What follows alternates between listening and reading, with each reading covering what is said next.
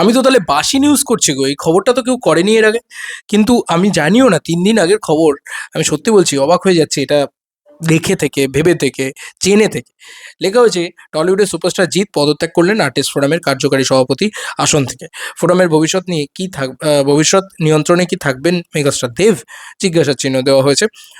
তো এই বিষয়টা না একটুখানি মানে আলোচনা সাপেক্ষ এরকম একটা পেজ থেকে আর কি পোস্ট হয়েছে। এটা একটা নিউজ পোর্টাল, দেখে তো বুঝতেই পারছো। এবং আমি বারবার বলছি, এই নিউজের সত্যতা আমি যাচাই করিনি, এবং এই নিউজ একটা পোর্টালই দিয়েছে, তার নাম tollytales.com। সেই নামটা একদম পরিষ্কারভাবে দিয়ে দিচ্ছি। সেই পোর্টালে যা লেখা হয়েছে 25শে জানুয়ারি 2026, পিয়া চন্দ্র যা লিখেছেন সেগুলোই আমি পড়ছি আর কি। বিষয়টা কি জানো তো? বিষয়টা হচ্ছে, দেব ভার্সেস জিতটা তো অনেক বেশি চলে, অনেক ভালো লাগে সেটা দেখতে হয়তো কিছু লোকের, বাট আমার পার্সোনালি পছন্দ হয় না। তো যাই হোক, আমি আবার এইটাতে বিশ্বাস করি যে দেবের পাশে এসে দাঁড়ালো জিত, জিতের পাশে এসে দাঁড়ালো দেব। কারণ এরকম অনেক কিছুই হয়, জিতদাও হয়তো আর ওই সভাপতি পদটায় থাকতে চাইছেন না, নানান ধরনের। এটা তো মানে আবারও বলছি, আমার ফ্যান্সদের বা আমার আহ, যারা আমার ফ্যান্স নয়, দেব শুভশ্রীর ফ্যান্স যারা, বা দেব জিতের ফ্যান্স যারা, তারা সবাই আমাকে এটা লেখালেখি করছে যে জিদ্দাও তাহলে দেবদার পাশে এসে দাঁড়ালো, এতটাই নোংরামি হয় ওই জায়গাটাতে। এরকম ধরনের ইন্টারপ্রিটেশন তারা করছেন। আমি কিন্তু একেবারেও এই কথায় শিলমোহর দিচ্ছি না, কারণ আমি জানিই না কি হয় ওখানে। যাই হোক, আমি লেখাটা পড়ি, ঠিক আছে। লেখাটাতে হয়, আগামী 8ই ফেব্রুয়ারি অনুষ্ঠিত হতে চলেছে Paschimbanga motion pictures artist forum নির্বাচন। এবারে নির্বাচনে সবথেকে বড় চমক এসেছে কার্যকারী সভাপতি পদে। এই পদ থেকে সরে দাঁড়ালেন অভিনেতা জিৎ, তাঁর জায়গায় দায়িত্ব নিতে চলেছেন টলিউড সুপারস্টার প্রসেনজিৎ চট্টোপাধ্যায়। তবে সভাপতি পদের কোনো পরিবর্তন হয়নি, সেই পদের আগের মতোই রয়েছেন রঞ্জিত মল্লিক। ইতিমধ্যেই ফোরামের বেশ কয়েকটি গুরুত্বপূর্ণ পদে প্রার্থী বিনা প্রতিদ্বন্দ্বিতায় নির্বাচিত হয়েছেন। সভাপতি হিসাবে রঞ্জিত মল্লিক, কার্যকারী সভাপতি হিসেবে প্রসেনজিৎ চট্টোপাধ্যায়, এবং সাধারণ সম্পাদক হিসেবে শান্তিলাল মুখোপাধ্যায় নির্বাচিত হয়েছেন। সহ সম্পাদক পদে চন্দন সেন ও শুভাশিস মিত্র, এবং সহ কোষাধ্যক্ষ পদে দিগন্ত বাগচি বিনা লড়াইয়ে জয় পেয়েছেন। তবে এখনও একাধিক গুরুত্বপূর্ণ পদের ভোটের লড়াই বাকি। সহসভাপতি পদে 5টি আসনের জন্য 6 জন প্রার্থী প্রতিদ্বন্দ্বিতা করছেন। তাদের মধ্যে রয়েছেন কৃষ্ণগোপাল বন্দ্যোপাধ্যায়, ভরত কল, লাবণী সরকার, শাশ্বত চট্টোপাধ্যায়, ঋতুপর্ণা সেনগুপ্ত এবং দীপক চক্রবর্তী। সহকারী সম্পাদক পদে 3 জন এবং কোষাধ্যক্ষ পদে 2 জনের মধ্যে হবে সরাসরি লড়াই। সব কিছুতে একটা লড়াই, একটা ভার্সেস, এ ভাই ভোট হচ্ছে ভাই, কি বলবো। যাই হোক, সবচেয়ে বড় প্রতিযোগিতা, এইগুলো পড়ে আমি কি করবো আমি জানি না।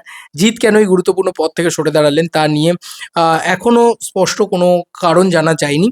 তবে ইন্ডাস্ট্রির অন্দরমহলের খবর, আপাতত নিজের ছবি কাজেই মন দিতে চান তিনি। অন্যদিকে প্রসেনজিৎ এখন টলিউড ও মুম্বাইয়ের 2 জায়গাতেই ব্যস্ত। নতুন দায়িত্ব কাঁধে নিয়েও শিল্পীদের পাশে থাকার আশ্বাস দিয়েছেন তিনি।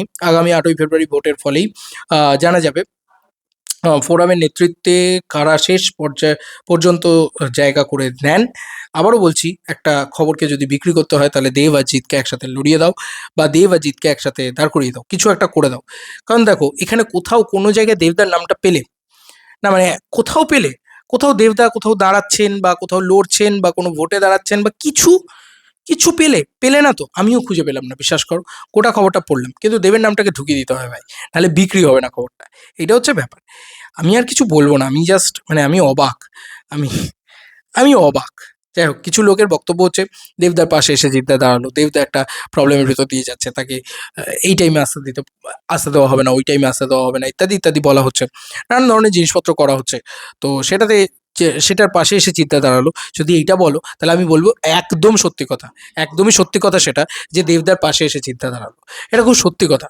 মানে আমার মনে হয় যে জিদ্দা অলওয়েজ খুব খুব মানে রেসপেক্টফুল পার্সন আমার জন্য, এবং আমার বারবার মনে হয় যে যদি কোথাও অন্যায় হয়, যদি কোথাও সত্যিই হয়, জিদ্দা দেবদার পাশে এসে দাঁড়াবে। এটা আমার কেন জানি না মনে হয়, এবং আমার মনে হয় যে দুজনের ভিতরে না ওই একটা, যতই বলো যে ঠিক সেই সম্পর্ক নেই, সেই সম্পর্ক নেই, বাট এটা হয় না যে আমার যেরকম আমার বাবার সাথে, পরপর আমি চিন্তা করে দেখলাম, আমার বাবার সাথে আমি আমি খুব খারাপ লাগবে হয়তো কথাটা শুনতে। বাট আমি আমার বাবার সাথে কথাটা বলছি, দেন তারপরে আমি এরকম অনেক দাদা থাকে আমাদের, যাদেরকে না আমরা খুব ভালোবাসি বা আমরা খুব স্নেহ করি। কিন্তু সেই দাদাদের সাথে আমাদের কথা খুব কম হয়। আমি আমার বাবার সাথে বিগত ৩ দিন ধরে হয়তো ২-৩টে কথা বলেছি। তার বেশি কথা বলিনি। কিন্তু আমার বাবা কি আমাকে কম ভালোবাসে? আমি কথাটা এটাই বলতে চাইছি, বা একটা দাদার সাথে আমার হয়তো ৩ দিন কথা হয়নি। কিন্তু সেই দাদা কি আমাকে কম ভালোবাসে? তো দেব আর জিৎ কিন্তু আ আমার মনে হয় না কোথাও গিয়ে আলাদা। যদি হতো, কিছু জায়গা থেকে কিছু পোস্ট হয় যেগুলো খুব ভালো লাগে। যখন দেবদা জিদ্দাকে জড়িয়ে ধরে, সেখানে ২ পৃথিবী আবারও একসাথে অনেক বছর পরে বা অনেক দিন বাদে দেখতে পাচ্ছি তাদেরকে। বছর পর না, হয়তো কয়েক মাস আগেও দেখা গিয়েছিল। বাট যাই হোক, আমি এটাই বলছি যে মানে কিছু মানুষের না ভালোবাসাও রয়েছে এই জুটিটার প্রতি। কিন্তু বিদ্বেষ ছড়িয়ে দিলে আমার মনে হয় বেশি বিক্রি হয় হয়তো সেটা। যাই হোক, সেটাতে আমি আবারও বলছি, বিশ্বাস করি না। তো এই খবরে দেবদার কোনো ভূমিকা আমি অন্তত খুঁজে পেলাম না। যাই হোক, তাও লিখে দেওয়া হয়েছে যখন, যে এই খবরে দেবদা মানে আর্টিস্ট ফোরামের সভাপতি হিসেবে দেবদার পাশে এসে মানে ছেড়ে দেওয়া মানে দেবদার পাশে এসে দাঁড়ানো।